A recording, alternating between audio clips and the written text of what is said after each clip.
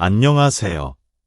저는 강남신경외과에서 40년간 신경외과 전문의로 근무한 김민석입니다.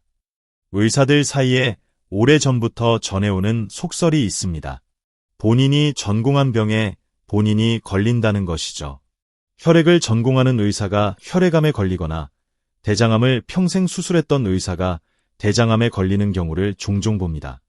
저는 40년간 수많은 뇌혈관 환자들을 진료해 왔습니다. 그래서인지 제가 가장 두려워하는 질병이 있다면 단연코 뇌졸중입니다. 특히 뇌동맥류 파열로 인한 지주막하출혈이죠. 뇌졸중의 가장 무서운 점은 대부분 증상이 없다는 것입니다. 암이나 심장병은 그래도 어느 정도 자각 증상이 있지만 뇌혈관 질환은 터지기 전까지 아무런 신호가 없는 경우가 많습니다. 마치 몸속에 시한폭탄을 안고 사는 것과 같죠. 오늘은 제가 40년 동안 실제로 만난 환자들의 이야기를 들려드리려고 합니다. 이야기가 여러분의 건강과 생명을 지키는데 조금이나마 도움이 되길 바랍니다. 본격적인 오늘의 인생보감 이야기 전해드리기 전에 채널 구독과 영상의 좋아요 버튼 한 번씩 꼭 부탁드리겠습니다. 5년 전 45세 주부 박지영 씨를 처음 만났습니다. 아니, 정확히 말하면 그녀가 제게 왔을 때는 이미 늦었습니다. 지영 씨는 평소 건강에 큰 이상이 없었다고 합니다. 가끔 스트레스로 인한 가벼운 두통이 있었지만 일반 진통제로 쉽게 해결되는 정도였죠. 정확히 기억합니다. 5월의 따스한 봄날이었습니다. 그녀는 아침 일찍 아이들을 학교에 보내고 집안일을 하던 중이었죠. 갑자기 머리가 깨질 듯한 극심한 두통이 찾아왔습니다. 그녀의 표현에 따르면 뒤통수를 망치로 3개 맞은 것 같은 통증이었습니다. 남편과 함께 가까운 대학병원 응급실을 찾았고 의사는 CT 촬영을 했지만 특별한 이상이 발견되지 않았습니다. 단순히 편두통이라 진단하여 진통제를 처방하고 귀가시켰죠. 이 대목에서 저는 항상 안타까움을 느낍니다. 뇌동맥류의 미세출혈은 일반 CT에서 간혹 발견되지 않을 수 있기 때문입니다. 그날 밤 잠을 자던 지영 씨는 갑자기 죽을 것 같다며 비명을 지르더니 의식을 잃었습니다. 남편이 황급히 119를 불러 저희 병원 응급실로 이송되었죠. 당시 저는 당직이 아니었지만 응급실 의사의 연락을 받고 병원으로 달려갔습니다. 그런 연락은 언제나 좋지 않은 소식을 의미하니까요. 응급실에 도착했을 때 지영 씨는 이미 동공이 열려있는 뇌사 상태였습니다. 제가 즉시 CT 촬영을 다시 했는데 뇌혈관이 꽈리처럼 부풀어 터진 동맥류 파열로 인한 지주막하출혈이 확인되었습니다. 뇌 전체가 피로 가득 차 있었습니다. 최신 장비로 본 영상은 마치 폭발 현장 같았습니다. 뇌속 압력이 너무 높아져 수술조차 할 수 없는 상황이었습니다. 두개골을 열면 뇌가 밖으로 솟구칠 정도였죠. 결국 지영 씨는 2일 후 사망했습니다. 그 기간 동안 남편과 두 아이는 중환자실 밖에서 기적을 바라며 기도했지만 의학의 한계를 넘어설 수는 없었습니다. 장례식 날 그녀의 남편은 제게 절규했습니다. 왜 대학병원에서 이상이 없다고 했는데 이런 일이 일어날 수 있나요? 이해할 수가 없습니다. 아이들은 이제 어떻게? 그의 눈물 어린 얼굴을 보며 제가 보호자였어도 받아들이기 힘들었을 거라고 생각했습니다. 뇌동맥류는 때로 잠자는 호랑이 같습니다. 건드리지 않으면 평생 아무 문제 없이 살 수도 있지만 한번 깨어나면 그 위력이 치명적입니다. 첫 번째 경고, 경미한 출혈과 치명적인 파열 사이에는 보통 수시간에서 며칠 정도의 시간이 있는데 이 기간을 경고 출혈이라고 합니다. 이 시기를 놓치면 회복 불가능한 상태에 이르는 경우가 많습니다. 지영 씨의 사례에서 아침에 느낀 두통이 바로 그 경고였던 것입니다. 그 후 제 외래 진료실 벽에 작은 액자를 걸어두었습니다. 벼락 두통은 뇌가 보내는 마지막 SOS. 지영 씨를 기억하기 위해서죠. 그리고 다른 환자들에게도 경각심을 주기 위해서입니다. 두 번째 이야기는 좀 더 희망적입니다. 3년 전 만난 60세 김영호 씨의 사례입니다. 영호 씨는 평소 건강에 자신이 있던 분이었습니다. 은퇴 전 대기업 임원으로 일했고 매일 아침 공원에서 10km 조깅을 하는 건강 매니아였습니다. 술과 담배를 하지 않는 건강한 생활 습관을 유지했죠. 가족력도 없었습니다. 그런 그가 어느 날 아침 정확히 9시 10분 책상에 앉아 신문을 읽다가 갑자기 망치로 뒤통수를 맞은 것 같은 극심한 두통을 느꼈습니다. 그는 나중에 제게 이렇게 말했습니다. 선생님, 제 인생에서 그런 통증은 처음이었습니다. 마치 머릿속에서 폭탄이 터진 것 같았어요. 두통이 너무 심해 구토까지 했지만 지영 씨의 경우와 달리 한 가지 중요한 결정을 내렸습니다. 영호 씨는 평소 의학 다큐멘터리를 즐겨봤는데 우연히 벼락 두통에 관한 방송을 본 적이 있었습니다. 그 방송에서 저도 인터뷰한 적이 있었죠.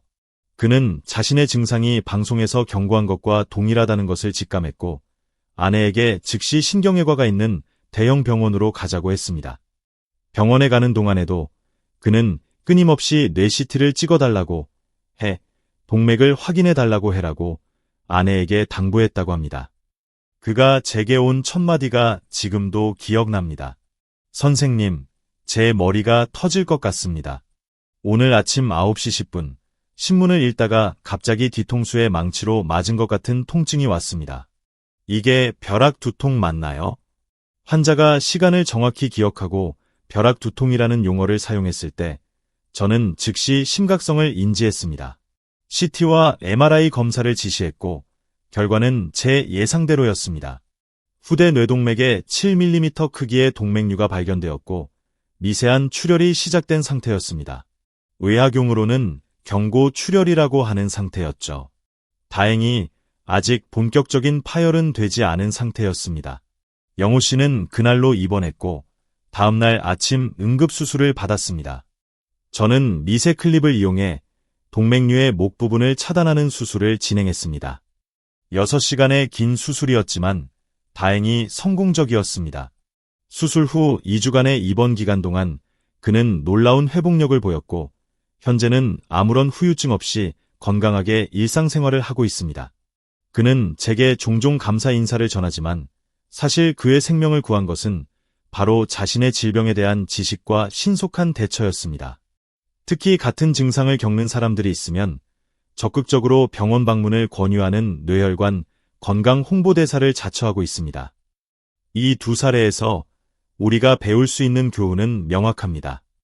평소와 다른 극심한 두통, 특히 벼락 두통이라고 불리는 평생 경험해보지 못한 강도의 두통은 결코 가볍게 여겨서는 안 되며 즉시 정밀 검사를 받아야 한다는 것입니다. 세 번째로 들려드릴 이야기는 50대 여성 이미경 씨의 사례입니다. 미경 씨는 대학교 교수로 평소 건강관리에 신경 쓰던 분이었습니다. 그녀가 처음 진료실을 찾아온 날은 작년 초겨울이었습니다. 그녀는 진료실에 들어오자마자 특이한 행동을 보였습니다. 선생님, 죄송한데 잠시 머리를 책상에 대도 될까요? 그녀는 제 책상 위에 머리를 대고 있어야만 대화를 이어갈 수 있을 정도로 심한 두통을 호소했습니다. 그녀의 증상은 매우 특징적이었습니다. 누우면 두통이 사라지고 앉거나 서면 참을 수 없는 두통이 찾아왔죠. 심지어 화장실을 가는 짧은 시간조차 견디기 힘들다고 했습니다. 그녀는 이미 3개월 동안 여러 병원을 다녔지만 원인을 찾지 못했고 강력한 진통제조차 효과가 없었습니다. 이제 학교에 출근도 못하고 있어요. 집에서도 누워만 있습니다. 가장 견디기 힘든 건 아이들이 엄마가 꾀병을 부린다고 생각하는 것 같다는 점이에요. 그녀의 말에서 육체적 고통 외에도 정신적 고통이 크다는 것을 느낄 수 있었습니다. 저는 즉시 저합성 두통을 의심했습니다. 이는 뇌척수액 누출로 인해 뇌가 두개골 내에서 제대로 떠있지 못하고 가라앉으면서 생기는 두통입니다. 흥미로운 점은 이 두통이 정상적인 두통과는 반대 양상을 보인다는 것입니다. 일반적인 두통은 혈관 확장으로 인해 뇌압력이 올라가 생기는 것이라 누우면 악화되고 서 있으면 나아지는 경향이 있습니다. 하지만 저합성 두통은 정반대로 누우면 좋아지고 서면 심해집니다. 저는 특수 MRI 검사를 통해 척추 부위에서의 뇌척수액 누출을 확인했고 경막외 혈액 패치 시술을 시행했습니다. 환자 자신의 혈액을 척추의 경막외 공간에 주입하여 누출 부위를 막는 시술이죠. 간단한 시술이지만 효과는 극적입니다. 시술은 30분 정도 걸렸습니다. 환자의 팔에서 20cm 정도의 혈액을 채취한 후 이를 척추의 경막외 공간에 주입하는 것이었습니다.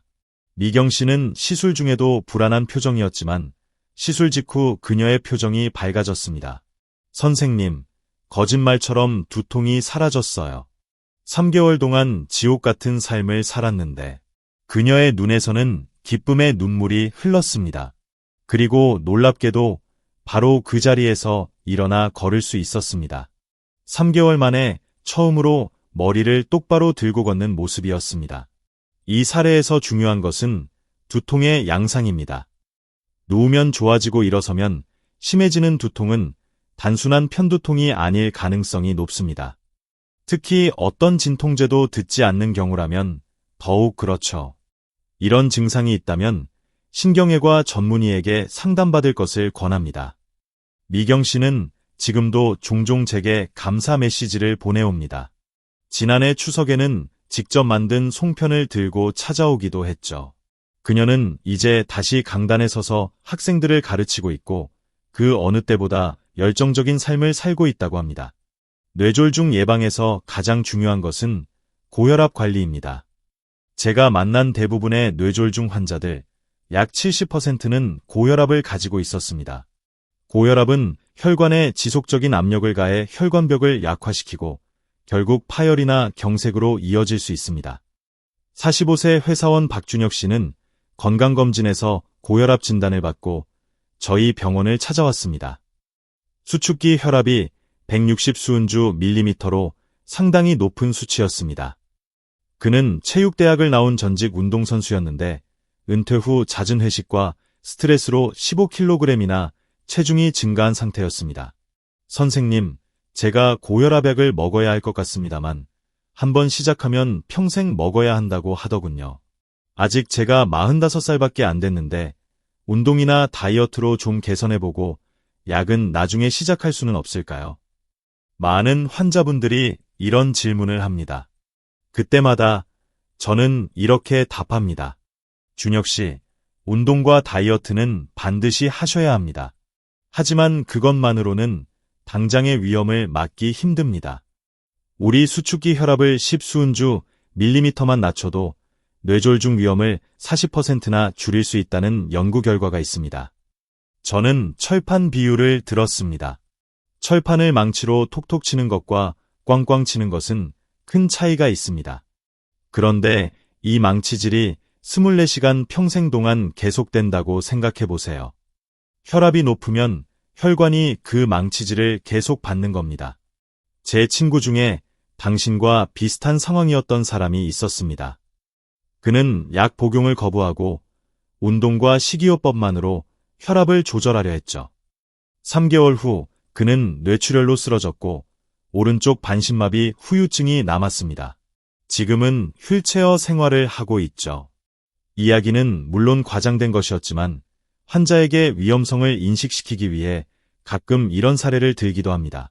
그래서 저는 이런 제안을 했습니다. 일단 약으로 혈압을 안정시키면서 동시에 운동과 식이요법을 시작해보세요. 3개월 후 상태가 좋아지면 약을 줄이거나 끊는 것을 목표로 해봅시다. 선생님과 제가 함께 계획을 세워 실천해보는 겁니다. 준혁 씨는 제안을 받아들였고 혈압약을 복용하면서 일주일에 4번 30분씩 걷기 운동을 시작했습니다. 또한 짜게 먹는 습관을 줄이고 체중도 3kg 감량했죠. 그는 매일 혈압을 측정하여 기록하고 한 달에 한 번씩 저와 함께 그 기록을 검토했습니다.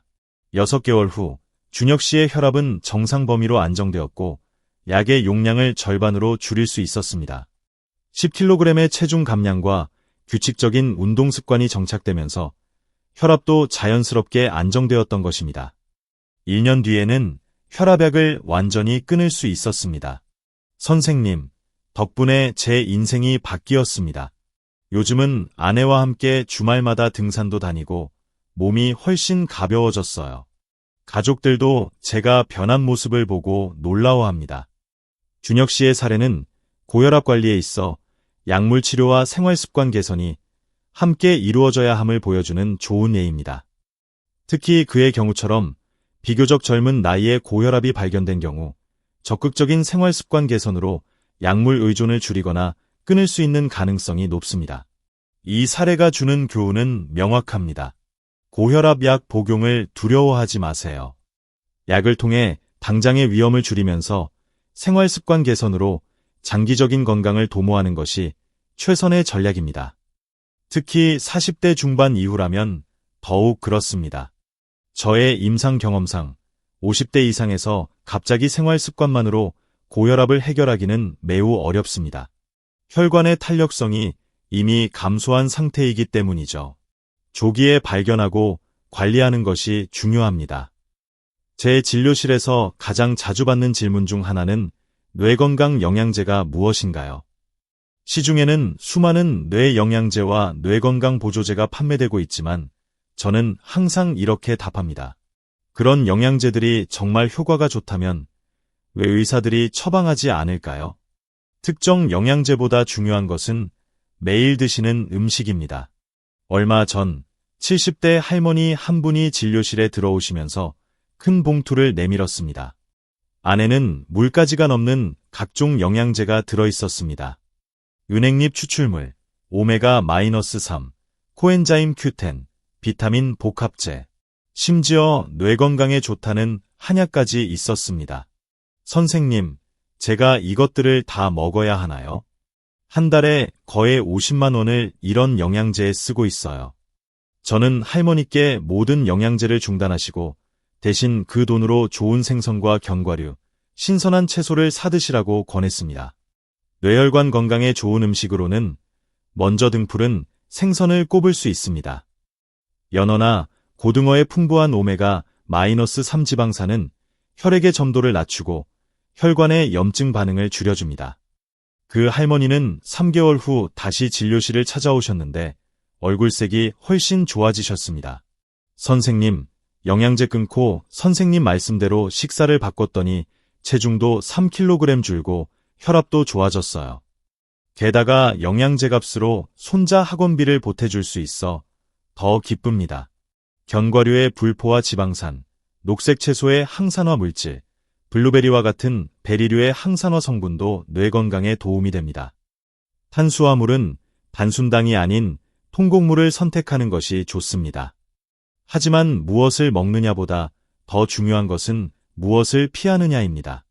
고혈압, 흡연, 과도한 음주, 비만, 이것들이 뇌졸중의 주요 위험 요소입니다. 특히 흡연은 혈관을 수축시키고 혈관벽에 염증을 일으키기 때문에 반드시 끊어야 합니다. 5년 전 만난 67세 환자 최동철 씨 이야기가 떠오릅니다. 그는 40년 넘게 하루 2갑씩 담배를 피웠고 주말엔 소주 한 병을 마시는 생활을 했습니다. 심지어 저에게 술과 담배는 내 인생의 낙인데 이것까지 빼앗을 거냐며 강하게 항의하기도 했습니다. 안타깝게도 그는 뇌경색으로 입원한 지 1년 후 두 번째 뇌경색으로 쓰러졌고 심각한 언어장애가 남았습니다. 그제서야 그는 완전히 금연했지만 이미 많은 것을 잃은 후였습니다. 제가 그를 마지막으로 진료했을 때 그는 메모지에 이렇게 적었습니다. 40년 전으로 돌아갈 수 있다면 담배와 술을 절대 시작하지 않을 것입니다. 마지막으로 들려드릴 이야기는 30대 직장인 정수진 씨의 편두통 사례입니다. 수진 씨는 10년 넘게 심한 편두통으로 고통받았습니다. 한 달에 7에서 8일은 두통 때문에 일상생활이 어려울 정도였죠. 특히 스트레스를 받거나 생리 기간에는 더욱 심해졌습니다. 그녀는 여러 병원을 다니며 일반 진통제부터 트립탄 계열 약물까지 다양한 치료를 시도했지만 효과는 일시적이었습니다. 한 번은 급성 발작으로 응급실에 실려가기도 했습니다. 당시 그녀는 사무실에서 갑자기 심한 두통과 함께 시야가 흐려지고 메스꺼움을 느꼈고 동료들이 119를 불러 병원으로 이송됐던 것입니다. 선생님, 제 인생은 편두통에 맞춰져 있어요. 출장도 못 가고, 승진 기회도 놓치고, 남자친구와의 데이트도 수없이 취소했습니다. 이렇게 살아야 하나 싶어요. 그녀의 말에서 육체적 고통을 넘어 삶의 질이 크게 저하된 것을 느낄 수 있었습니다. 편두통은 단순한 두통이 아닙니다. 혈관이 확장되면서 발생하는 통증으로 맥박이 뛸 때마다 욱신욱신 쑤시는 양상을 보입니다. 또한 빛이나 소리에 민감해지고 구역감이나 시야 장애와 같은 전조 증상이 동반되기도 합니다. 수진 씨의 경우 두통이 시작되기 약 30분 전에 반짝이는 지그재그 선이 시야에 나타나는 섬광암점이라는 전조 증상이 있었습니다. 이는 전형적인 편두통의 특징입니다. 저는 그녀에게 최근에 개발된 새로운 치료법을 소개했습니다. CGRP라는 신경 전달 물질을 차단하는 약물이 편두통의 빈도와 강도를 크게 줄일 수 있다는 것이었죠. 그녀는 처음에는 회의적이었습니다. 이미 너무 많은 약을 복용했고 그때마다 실망했기 때문이죠. 이번이 마지막이라고 생각하고 한번 시도해 봅시다. 한 달만 약을 복용해보고 효과가 없으면 중단해도 좋습니다. 수진 씨는 한 달 동안 새로운 약을 복용했고 그 결과는 놀라웠습니다. 한 달에 7에서 8일이던 편두통이 단 2일로 줄었고 그 강도도 훨씬 약해졌습니다. 더 중요한 것은 편두통에 대한 두려움이 줄어들었다는 점이었습니다. 더 이상 언제 두통이 시작될까 하는 불안감을 가지고 살지 않아도 되었죠. 6개월 후 그녀는 완전히 다른 사람이 되었습니다. 회사에서 과장으로 승진했고 오랜 남자친구와 결혼 계획도 세웠습니다. 그녀는 이렇게 말했습니다. 선생님, 덕분에 제 인생을 되찾았어요. 이제는 두통이 아니라 제가 하고 싶은 일을 중심으로 삶을 살고 있습니다. 최근에는 보톡스 주사 치료도 편두통에 효과가 있다는 것이 밝혀졌습니다. 전통적으로 주름 제거에 사용되던 보톡스를 머리와 목 주변의 특정 지점에 주사하면 신경 전달 물질을 차단하여 편두통을 예방할 수 있습니다. 물론 이런 치료가 모든 환자에게 효과가 있는 것은 아니지만 많은 환자들이 큰 도움을 받고 있습니다. 편두통이 있다면 반드시 전문의와 상담하세요. 최근의 의학 발전으로 많은 환자들이 고통에서 벗어나고 있습니다. 저는 지난 40년간 수천 명의 환자를 만났고 그들의 이야기를 통해 많은 것을 배웠습니다. 가장 큰 교훈은 예방의 중요성입니다. 뇌혈관 질환은 일단 발병하면 심각한 후유증이나 사망으로 이어질 수 있기 때문에 발병하기 전에 위험 요소를 관리하는 것이 중요합니다. 제가 만난 또 다른 환자 이야기를 들려드리겠습니다. 58세 대학 교수 박상민 씨의 사례입니다.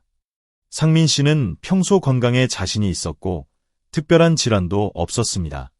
그는 바쁜 일상 속에서도 주 2회 골프와 주 1회 테니스를 즐기는 활동적인 분이었습니다.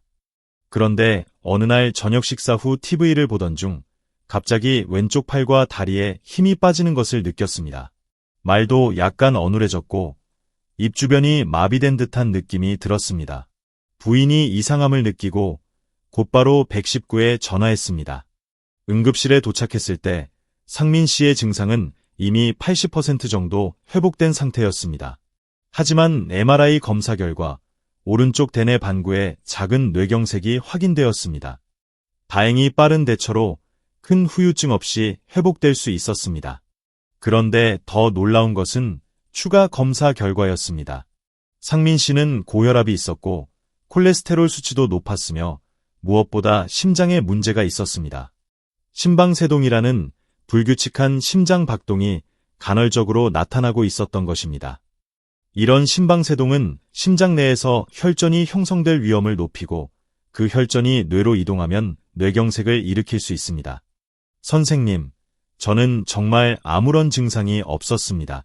가끔 가슴이 두근거리는 것 같았지만 그냥 나이 탓이라고 생각했어요. 이것이 바로 뇌졸중의 무서운 점입니다. 심장 문제, 고혈압, 고지혈증 같은 위험 요소들이 오랫동안 증상 없이 진행되다가 어느 순간 갑자기 뇌졸중으로 나타날 수 있습니다. 상민 씨는 항응고제 치료를 시작했고 고혈압과 고지혈증을 관리하기 위한 약물도 복용하게 되었습니다. 또한 심방세동을 모니터링하기 위해 특수장치를 이식했습니다. 그는 지금도 건강하게 강단에 서서 학생들을 가르치고 있습니다. 제가 정말 운이 좋았습니다. 만약 집에 혼자 있었다면, 아니면 밤에 자는 동안 이런 일이 일어났다면 지금 이렇게 멀쩡히 앉아있지 못했을 겁니다. 상민 씨의 사례는 뇌졸중의 경고 신호에 주의를 기울여야 함을 보여줍니다. 일시적으로 나타났다가 사라지는 마비, 언어장애, 시력저하, 심한 두통 등은 모두 뇌졸중의 경고 신호일 수 있습니다. 이런 증상이 나타나면 즉시 병원을 찾아야 합니다. 우리 병원에 자주 오시는 72세 이영숙 할머니의 이야기도 기억에 남습니다. 영숙 할머니는 10년 전 뇌출혈로 왼쪽 반신마비가 된 상태에서 재활치료를 받고 계십니다. 처음에는 휠체어를 타야 했지만 꾸준한 재활로 지금은 지팡이만으로 거동이 가능해지셨습니다. 할머니는 항상 말씀하십니다. 내가 좀 더 일찍 고혈압 약을 먹었더라면, 의사 선생님 말씀을 들었더라면. 영숙 할머니는 뇌출혈 이전에도 고혈압 진단을 받으셨지만 약을 규칙적으로 복용하지 않으셨다고 합니다. 약을 먹으면 어지럽고 기운이 없어서 본인 판단으로 중단하셨던 것이죠. 결국 그 결정이 뇌출혈로 이어졌고 이제는 평생 후유증을 안고 살아가고 계십니다. 할머니는 이제 손자들에게 항상 이렇게 말씀하신다고 합니다. 의사 선생님 말씀 잘 들으렴. 선생님은 너희 몸에 좋은 것만 말씀하신단다. 저는 때로 이런 생각을 합니다. 의사로서 제가 가장 기쁜 순간은 중증 환자를 치료해 회복시켰을 때보다 오히려 환자가 제대로 된 예방으로 아예 병에 걸리지 않았을 때가 아닐까 하고요. 물론 그런 경우는 환자도 의사도 알 수 없기에 조용히 지나가는 순간이지만요.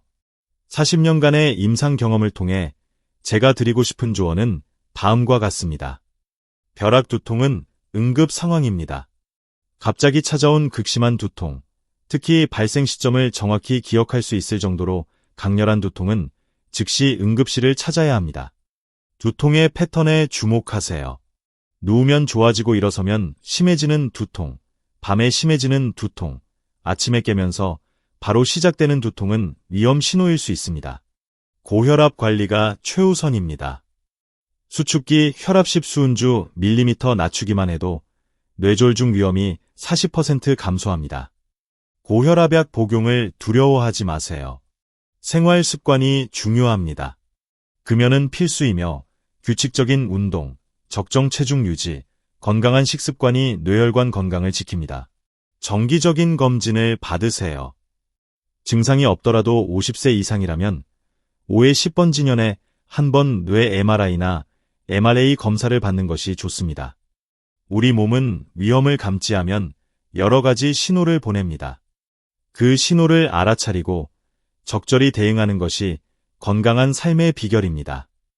최근에 제가 경험한 가장 감동적인 순간 하나를 말씀드리며 이야기를 마무리하고 싶습니다. 5년 전 35세의 젊은 여성 김희진 씨가 갑작스러운 두통과 함께 의식을 잃고 저희 병원 응급실로 이송되었습니다. 검사 결과 뇌동맥류 파열로 인한 지주막 하출혈이었고 상태가 매우 위중했습니다. 8시간의 긴 수술 끝에 저희는 동맥류를 성공적으로 차단했지만 뇌 손상이 심각해 회복을 장담할 수 없었습니다.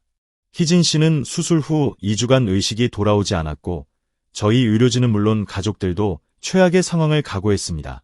그러나 놀랍게도 2주 후 그녀는 눈을 떴고 점차 인지 기능과 운동 기능이 회복되기 시작했습니다. 6개월의 재활치료 후 그녀는 걸을 수 있게 되었고 1년 후에는 직장에 복귀했습니다. 지난해 그녀가 4살 딸아이의 손을 잡고 제 진료실을 찾아왔을 때 저는 의사로서 가장 행복한 순간을 경험했습니다. 그녀는 이렇게 말했습니다.